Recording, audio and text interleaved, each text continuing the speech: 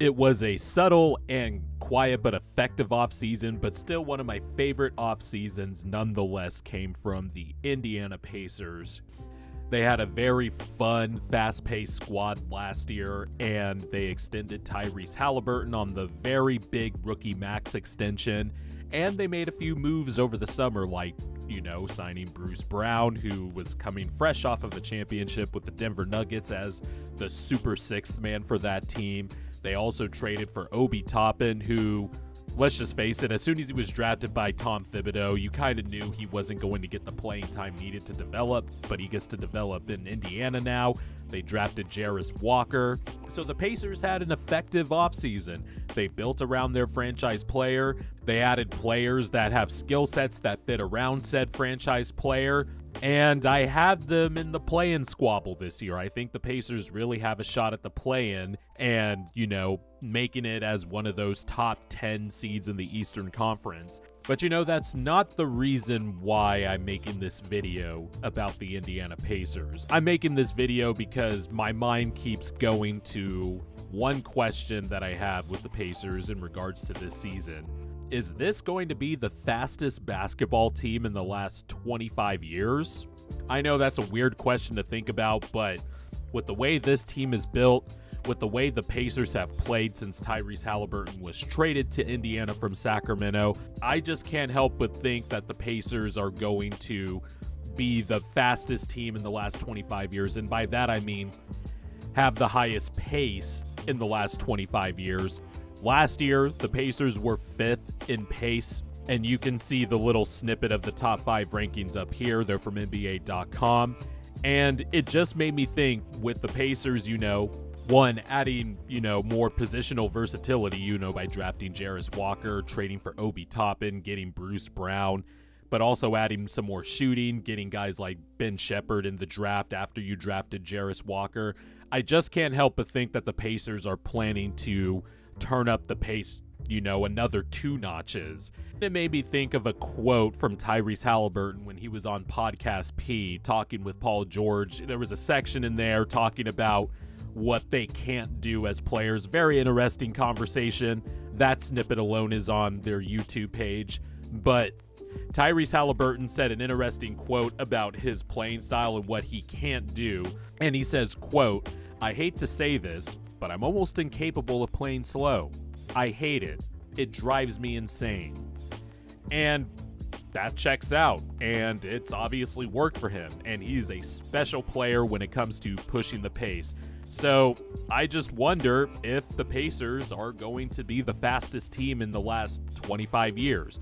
I have a list of all the teams that led in pace each season. Last season, the Warriors led the league in pace, but there had been a little bit of a downtrend in terms of, the pace being lowered since the bubble season. Out of the last 25 years, the Milwaukee Bucks in the 2019-20 season had the highest pace at 105.51. And for those who don't know, pace is basically the number of possessions a team averages per 48 minutes. And the Bucks had the highest one, and that was during, the bubble season. But after that, it kind of started taking a downward trend. I don't know if it's a correlation or not, but the pace seems to be picking back up because the Warriors last year led at 102.5, and the Pacers have just added more players that can, one, do a little bit of ball handling, can grab off the glass and go, but also fit around Tyrese Haliburton as cutters, as somebody as a lob threat like Obi Toppin, or Jarris Walker, somebody who I think is really going to pop with this team, somebody who can guard multiple positions and get steals and ignite transition.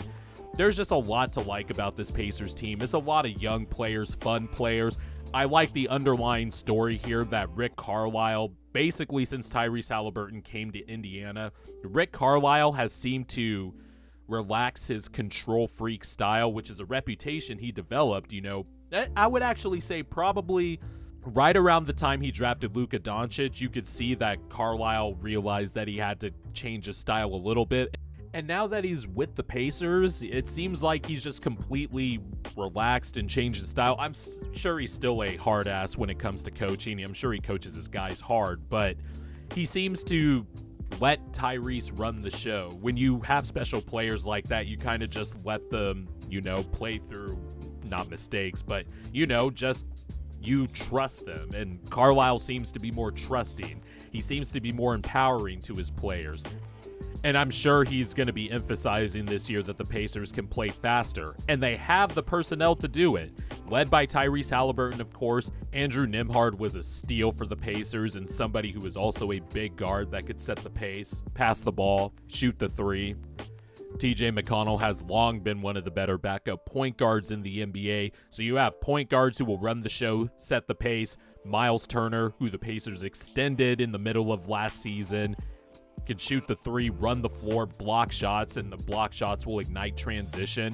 Miles Turner is an effective center. He's a good player, and I'm glad the Pacers kept him because he still kind of fits with the timeline of this team, even though the core of the younger players are younger than Miles Turner. Miles Turner is still 27, but you got a center who can stretch the floor, shot the ball well from three after, you know, having a relatively more healthy season compared to the previous 2 years, shot better in the mid-range as well, got more rim attempts because Tyrese Haliburton's feeding him the rock. Even if the accuracy was a tad bit lower, he was still really good at finishing around the rim. And then as mentioned, you got Obi Toppin and Jarris Walker, kind of versatile fours that could fit really well off of him. Benedict Mathurin and his insatiable ability to just attack the rim with ferocity. Drew an ungodly amount of fouls just in terms of free throw rate as a rookie.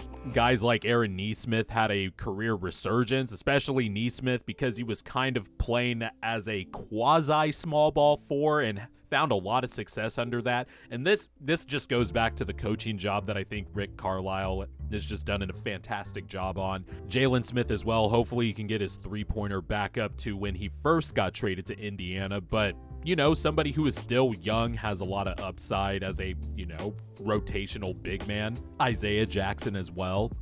Bruce Brown is the big signing here because he's just a versatile guard that could, you know, some nights he can play point guard, shooting guard, grab the board and go, play as a small ball four even, has experience running pick and roll in Brooklyn, and we thought he was going to do that in Denver, but he really didn't do it that much and found ways to be even more effective as kind of like a pseudo supercharged six man to change the momentum of games.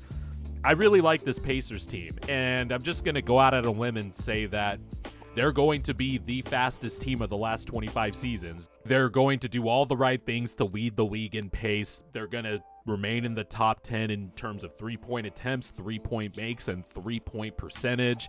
They still have Buddy Hield as well on the roster, even though he wants to be traded.